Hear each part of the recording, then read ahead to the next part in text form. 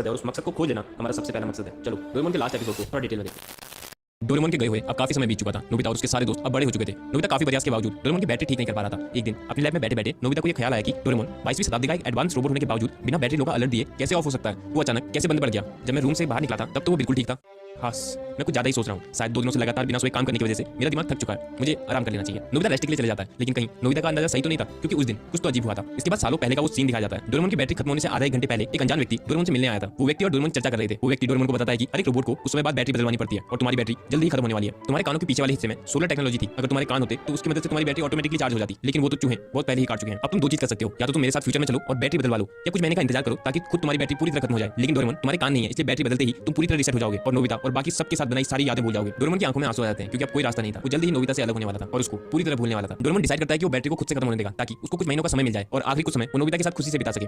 वो व्यक्ति मान जाता है और वापस जाने लगता है। डोरेमोन कॉमिक बुक पकड़ता है और बैठ जाता है और अंदर ही अंदर ये सोच रहा होता है कि अपने आखिरी कुछ समय में वो अपने दोस्त नोबिता से बिल्कुल नहीं लड़ेगा और बहुत प्यार से रहेगा। लेकिन तभी वो व्यक्ति पीछे से डोरेमोन के ऊपर एक हाई वोल्टेज इलेक्ट्रिक गन से शूट कर देता है, जिससे डोरेमोन को एक बहुत जोर का शॉक लगता है और डोरेमोन की बैटरी पूरी तरह डिस्ट्रॉय हो जाती है। डोरेमोन सुनने पड़ जाता है और वहीं पे ऑफ हो जाता है। वो व्यक्ति टाइम टीवी को कबर्ड में रख के टाइम मशीन में बैठ के वापस भाग जाता है और अपने साथ डोरेमोन की टाइम मशीन भी चुरा ले जाता है। कुछ देर बाद नोबिता घर पहुंचता है और डोरेमोन से गैजेट मांगने लगता है, जिससे वो जियान को मजा चका सके। उसकी नजरों के सामने डोरेमोन जमीन में गिर जाता है। नोबिता डोरेमोन को जगाने की बहुत कोशिश करता है, लेकिन डोरेमोन पूरी तरह बंद हो चुका था। नोबिता की धड़कन बढ़ जाती है। उसको समझ नहीं आता कि उसको क्या करना चाहिए। वो डोरेमोन की पॉकेट यूज करने की कोशिश करता है, लेकिन अब वो पॉकेट एक नॉर्मल पॉकेट बन चुकी थी। नोबिता अलमारी खोलता है ताकि उसको कोई गैजेट मिल जाए जिससे वो डोरेमोन को ठीक कर सके। वहां उसको टाइम टीवी मिलती है, जिसको ओपन करते ही वो डोरामी से कनेक्ट हो जाता है। डोरामी से नोबिता को पता चलता है कि डोरेमोन की बैटरी खत्म हो चुकी है। अब वो पूरी तरह बंद हो चुका है। नोबिता फ्यूचर में जाने की कोशिश करता है, लेकिन टाइम मशीन वहां नहीं होती। डोरामी नोबिता को बताती है कि तुम फ्यूचर में या मैं पास्ट में नहीं आ सकती, क्योंकि 22वीं शताब्दी के रोबोट के चले जाने के बाद या खराब हो जाने के बाद हम पास्ट या फ्यूचर में छेड़खानी नहीं कर सकते। ये टाइम पेट्रोल्स के रूल्स के खिलाफ है। डोरामी नोबिता को बताती है कि किसी रास्ते से तुम डोरेमोन को फ्यूचर में ले भी आओगे तो बैटरी बदलवाने के साथ ही डोरेमोन की सारी मेमोरीज और डेटा साफ हो जाएगा और वो सब कुछ भूल जाएगा। जैसा हमने रिबॉर्न और डोरेमोन में भी देखा था। जब डायरेक्टर डोरेमोन को बाकियों जैसा स्मार्ट बनाने वाला था, तब इसके साथ ही डोरेमोन रिसेट भी हो जाता। लेकिन डोरेमोन और नोबिता की दोस्ती को देख के डायरेक्टर ने ऐसा नहीं किया था। डोरेमोन की रिसेट वाली बात सुन के नोबिता अपने घुटनों में गिर जाता है और रोने लगता है, क्योंकि वो नहीं चाहता था कि डोरेमोन उसको भूल जाए। डोरामी नोबिता को बताती है कि अब हम सिर्फ 2 चीजें कर सकते हैं। एक तो अगर टाइम पेट्रोल परमिशन दे तो हम डोरेमोन को वापस फ्यूचर में ले जाकर उसकी बैटरी चेंज करवा सकते हैं, लेकिन इससे डोरेमोन रिसेट हो जाएगा।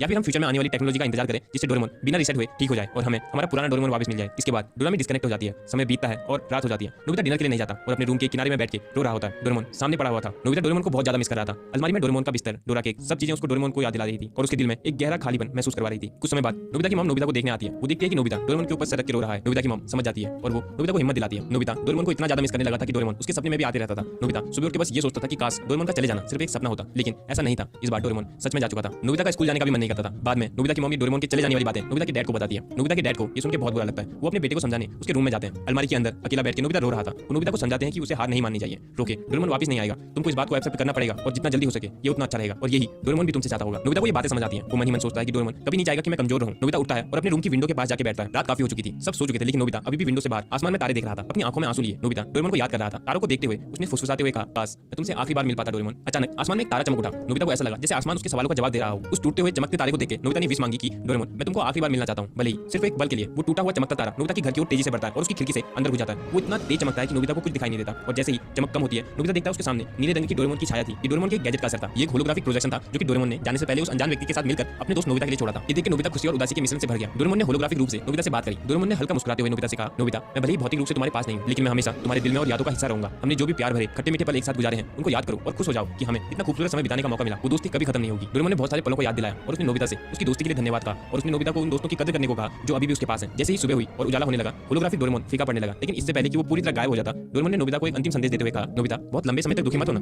इस दुख में अपने भविष्य को खराब मत करना। तुम्हारे अंदर बेहतर भविष्य बनाने की शक्ति है। जीवन उतार चढ़ाव से भरा है। मैं हमेशा तुम्हारे भीतर याद के रूप में हूं। साथ बिताए हुए पलों को याद करके मुस्कुराओ और आगे बढ़ो। भविष्य तुम्हारा इंतजार कर रहा है नोबिता। अब मेरे जाने का समय हो चुका है। और इस अंतिम लाइन के बाद डोरेमोन पूरी तरह गायब हो जाता है। नोबिता के आंसू नहीं रुक रहे थे। वो डोरेमोन के इस अंतिम मैसेज से खुश भी था और दुखी भी। नोबिता ने अपने आंसू पोंछे और डोरेमोन को याद करते हुए खुद से वादा किया कि वो जीवन में आगे बढ़ेगा और डोरेमोन को ठीक करके रहेगा। इसके बाद से नोबिता मेहनत करने लगा। उसने अपनी बुरी आदतों को छोड़ा, अपने आलस को छोड़ा, या कहीं ये सारी आदतें खुद से छूट गई थी, क्योंकि उसका पर्पस इन सब चीजों से बड़ा था। अब वो सोने में या फालतू कामों में समय बर्बाद नहीं करता था। उसके जीवन का एक मकसद था जिसके लिए वो सब कुछ करने के लिए तैयार था। वो दिन रात जितना हो सके पढ़ाई करता था। अब तो वो खाली समय में कॉमिक्स पढ़ने की कोशिश भी करता तो भी नहीं पढ़ पाता था, क्योंकि अब उसको ये सब पढ़ने का मन ही नहीं करता था। उसका प्यारा दोस्त खराब पढ़ा हो और वो कॉमिक्स को पढ़ने में अपना समय बर्बाद नहीं कर सकता था। धीरे धीरे नोबिता की सेल्फ अच्छी किताबों से भर चुकी थी। शिजुका और बाकी सब नोबिता को देख के चौंक गए थे, क्योंकि अब वो काफी समझदार होने लगा था। धीरे धीरे उसके मार्क्स अच्छे आने लग गए थे। नोबिता खुश रहता था, सबसे अच्छे से बात करता था, प्यार से रहता था, लेकिन फालतू और बेकार की चीजों में समय बर्बाद नहीं करता था। नोबिता ने अपनी आगे की पढ़ाई के लिए रोबोटिक इंजीनियरिंग की ब्रांच को सिलेक्ट किया। जब वो यूनिवर्सिटी में पहुंचा तो उसने वहां टॉप कर दिया था। उसने सबसे होशियार बच्चे डीकिसुकी को भी पिछाड़ दिया था। इसके बावजूद उसको ज्यादा मार्क्स लाने का कोई भी घमंड नहीं था, ना ही उसको देखी सुखी से मतलब था। अपने मार्क्स देख के जब नोबिता शांति से घर जा रहा था तब शिजुका नोबिता से घूमने जाने के लिए पूछती है, लेकिन नोबिता ने कोई एटीट्यूड नहीं दिखाया। उसने शांति और प्यार से बोला, मुझे काम है शिजुका, फिर कभी चलेंगे। नोबिता एकदम शांत, समझदार और बहुत मेहनती हो चुका था। वो सिर्फ नॉलेज के लिए पढ़ाई करता था, नॉलेज जिससे वो डोरेमोन को ठीक कर सके। वो शांत रहता था और यूनिवर्सिटी तक उसने कभी शिजुका को इंप्रेस करने की कोशिश भी नहीं की। उसका तो बस एक मकसद था, अपने दोस्त डोरेमोन को वापस से ठीक कर देना। काफी साल बीत चुके थे, नोबिता की पढ़ाई भी पूरी हो चुकी थी। अब तक नोबिता को रोबोटिक्स का ठीक-ठाक नॉलेज हो गया था। अब वो डोरेमोन को ओपन करके उसके ऊपर काम करना शुरू कर देता है। नोबिता ने डोरेमोन को अपने रूम की ऊपर वाली छत में छुपाया था ताकि कोई छेड़खानी ना करे। लेकिन नोबिता के लिए भी डोरेमोन के मैकेनिज्म को समझना बहुत मुश्किल हो रहा था, क्योंकि उसके सामने कोई नॉर्मल रोबोट नहीं था, बल्कि 22वीं शताब्दी का एक एडवांस रोबोट था। नोबिता अपनी मेहनत के कारण काफी हद तक डोरेमोन के मैकेनिज्म को समझ चुका था, लेकिन अभी भी बहुत सी ऐसी चीजें थी जो उसकी समझ से बाहर थी। नोबिता को समझ नहीं आ रहा था कि वो डोरेमोन को कैसे ठीक करे। वो हार नहीं मान सकता था, क्योंकि अब वो हार मानने वालों में से नहीं था। एक दिन जब नोबिता बाहर से घर वापस आता है तो वो देखता है कि एक लेटर उसके घर के मेल बॉक्स में पड़ा है। नोबिता उस लेटर को देखता है, उसमें नोबिता का नाम लिखा था और वो खास नोबिता के लिए भेजा गया था। वो एक लिफाफा था जिसमें काफी धूल थी। ऐसा लग रहा था जैसे वो काफी सालों पुराना हो, लेकिन उस लिफाफे को भेजने वाला अज्ञात था। उसका कोई अता पता नहीं था। उस लिफाफे के किनारे पे सिग्नेचर के रूप में सिर्फ एक शब्द लिखा था, डी। नोबिता को लगता है होलोग्राम की तरह ही ये भी डोरेमोन ने उसके लिए भेजा होगा। नोबिता जल्दबाजी में लिफाफा खोलता है और लिफाफे को देख के पूरी तरह चौंक जाता है और इसके साथ ही ये पार्ट खत्म हो जाता है। वेल, मैं चाहता था कि ये एपिसोड एक वीडियो में ही खत्म हो जाए, लेकिन वीडियो बहुत ज्यादा लंबी हो जाती है, इसलिए सेकंड पार्ट बनाना पड़ेगा। एनीवे